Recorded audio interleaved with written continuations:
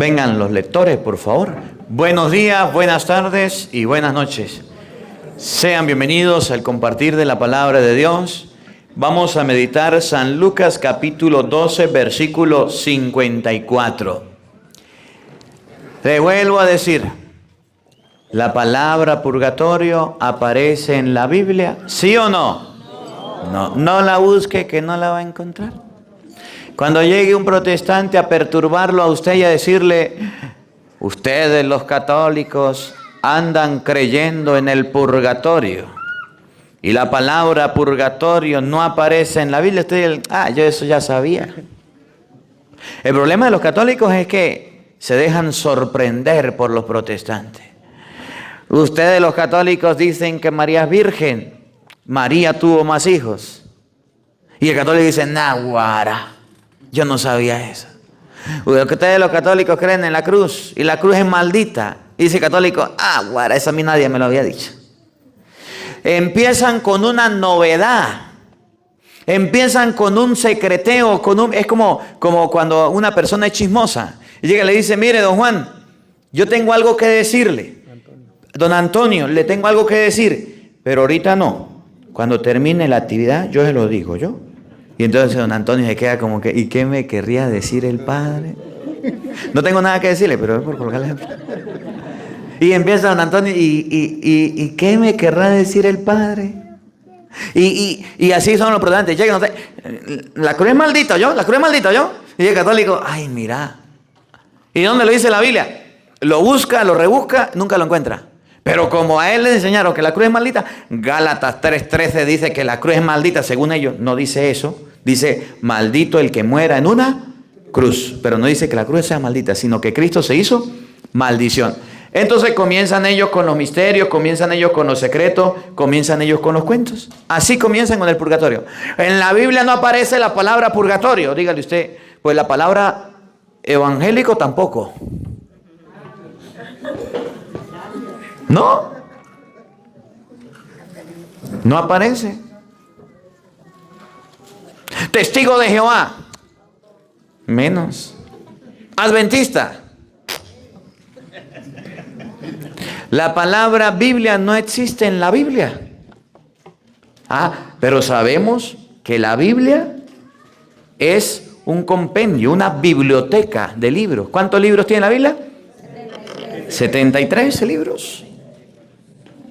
Oye, que la palabra purgatorio no aparezca está bien. Pero sí aparece la doctrina del purgatorio. Es lo que enseña la iglesia. ¿La palabra católico aparece en la Biblia? No. ¿Cuál es el significado de católico? Por todo el mundo, universal. Marcos 16:15, Mateo 28:18. Vayan por todo el mundo y los apóstoles fueron a predicar por todo el mundo. Eso significa que es universal. Entonces vienen a cortarnos con un cuchillo, pero de cartón, con una tijera de papel, y nosotros nos asustamos. Y decimos, no se engañe, no se asuste.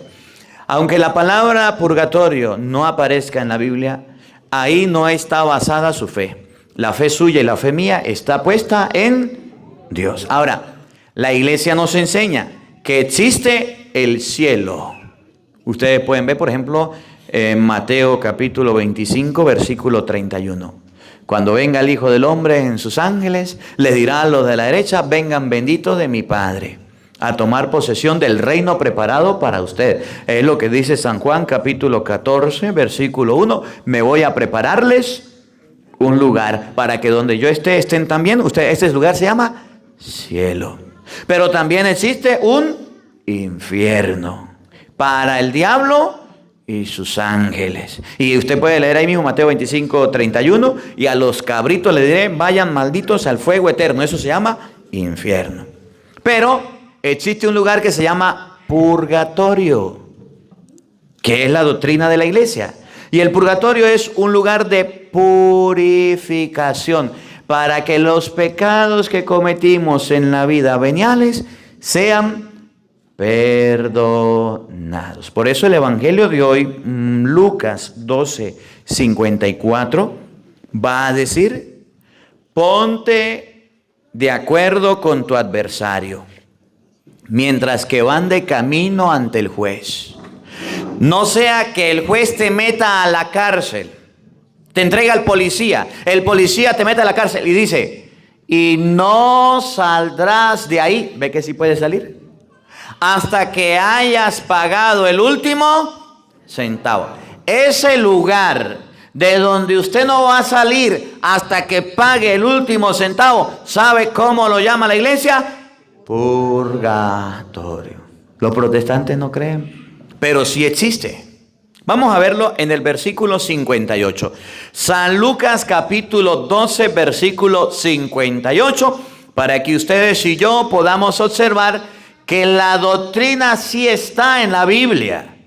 Y lo enseña el mismo Jesucristo, que hay un lugar donde ustedes y yo purgamos, purificamos, limpiamos las penas. ¿No ven que los niños cuando son chiquiticos le ponen un desparasitante, una purga? ¿Sí han escuchado la purga?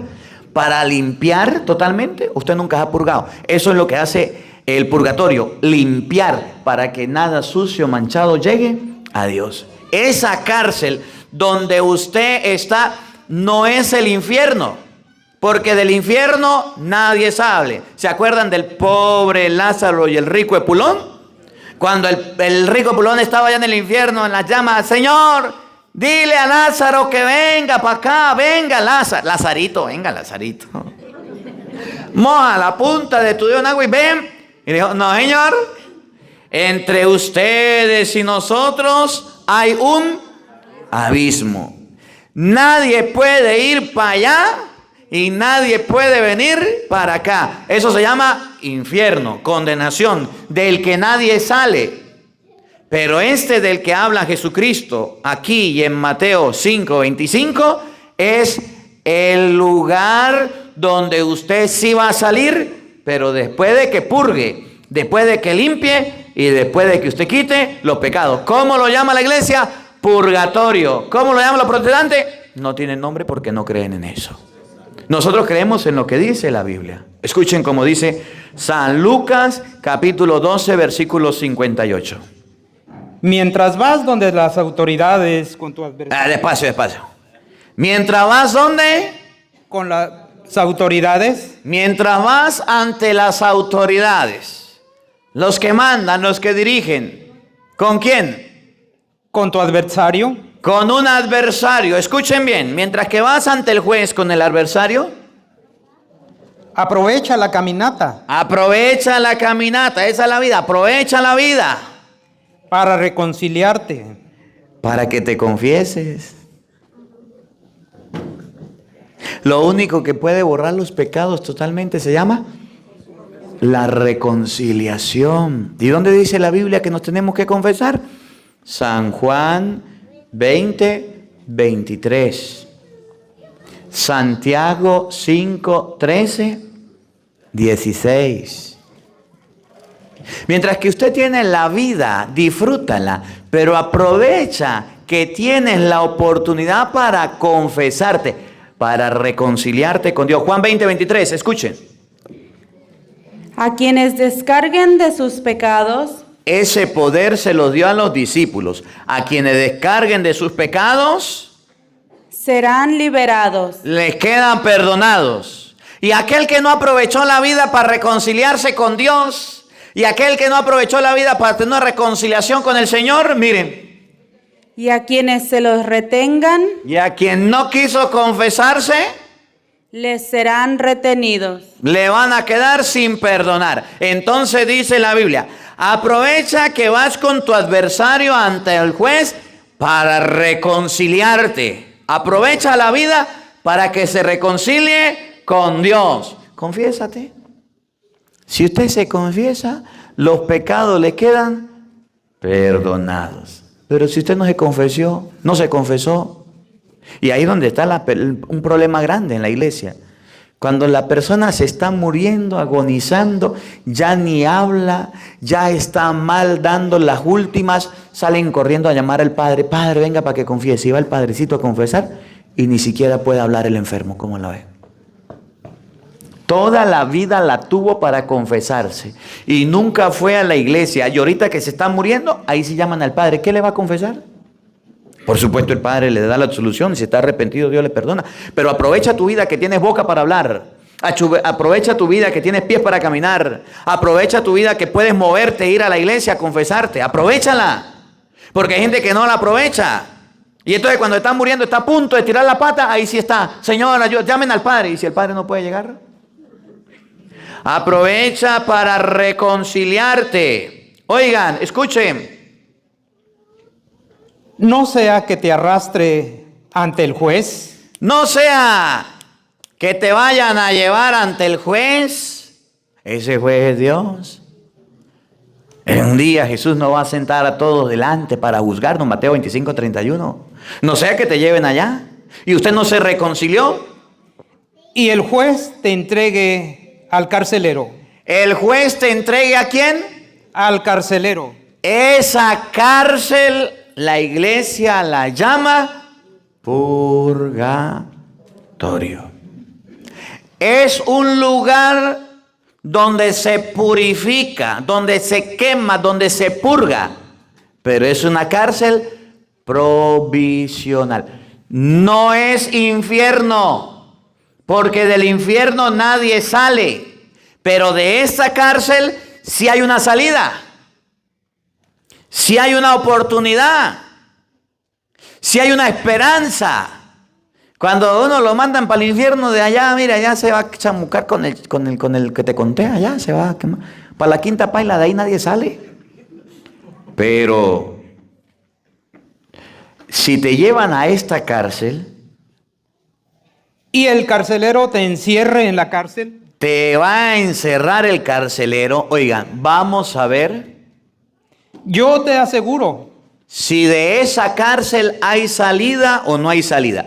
Si la Biblia dice que de esa cárcel sí se puede salir, entonces lo que la iglesia dice, ese lugar donde usted purga, paga sus condenas, donde usted va a pagar por su pecado, la iglesia lo llama purgatorio. Pero si la Biblia dice, de ahí más nunca saldrás, esa cárcel se llama infierno. Vamos a ver si hay salida o no hay salida de esa cárcel. Presten atención. yo te aseguro que no saldrás de ahí, ¿Hay salida o no hay salida? Yo te aseguro. que no saldrás de ahí, Ahí viene, mire, esta partecita no la leen los protestantes. Yo te aseguro que no saldrás de ahí, pero continúa. hasta que no hayas pagado el último centavo. Pregunto, ¿hay salida o no hay salida? Esa cárcel entonces se llama purgatorio, porque es un lugar, es un estado donde usted reposa, donde su alma se purifica para después salir. Eso es lo que la iglesia enseña acerca del purgatorio. La iglesia no enseña otra cosa, enseña que es un lugar de purificación para que usted pague las penas. Por ejemplo, usted iba caminando, por ahí se robó algo, tenía hambre, agarró la fruta del vecino, se la robó. ¿Es pecado robar, sí o no? Pero usted por robarse una fruta se va a condenar. Padre, me condené porque robé. Hay pecados veniales y hay pecados mortales.